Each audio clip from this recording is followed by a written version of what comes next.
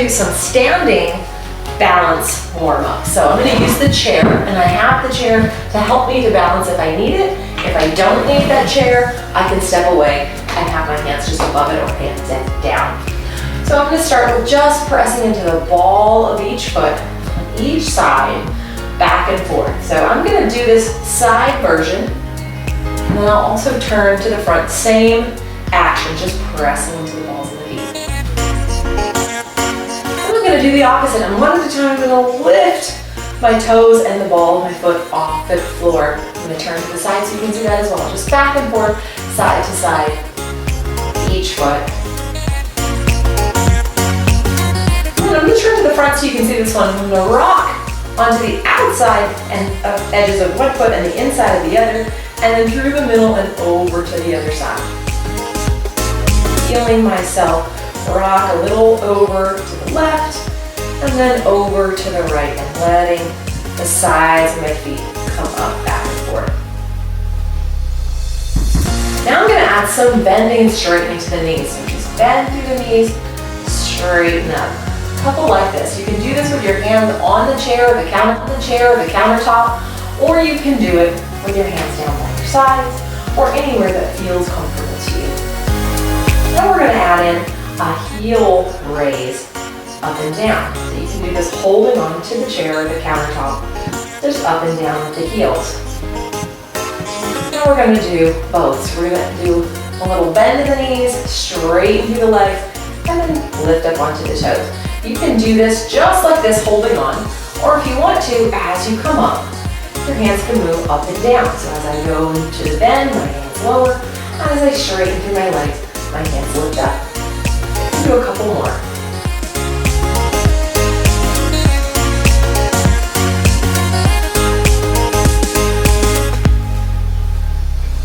Good.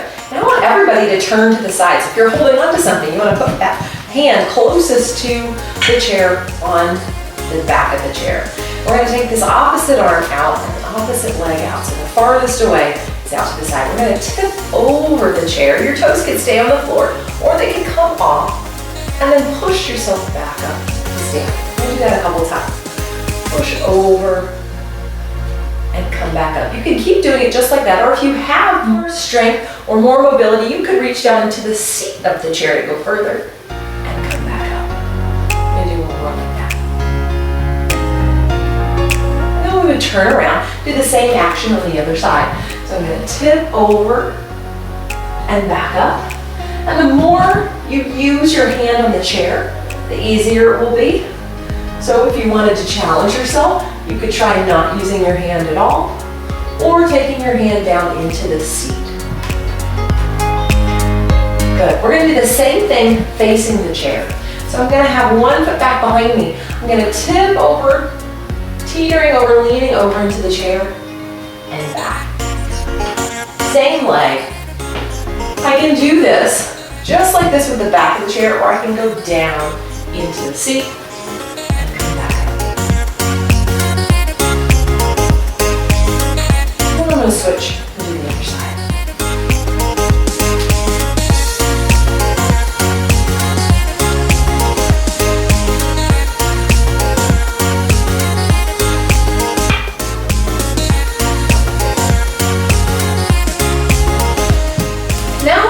To turn to the side. One hand's going to be on the chair. The other foot is going to lift off the ground, so you're standing on one leg.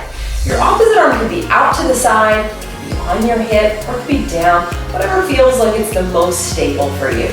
I'm going to see if I can find my balance on that one foot and gradually take some weight off this hand that's on the chair. Maybe I could just play the piano with my fingers, or maybe I can hover my hands over the chair, or if I'm feeling more balanced today, I can take that hand away. And then we're going to release. We're going to do the same thing on the other side. No need to turn around unless you want to. Balancing on the other foot. I'm going to turn a little bit so you can see your foot does not have to be high off the ground. It doesn't have to be a straight leg. You could even have the tip of your toes touching the floor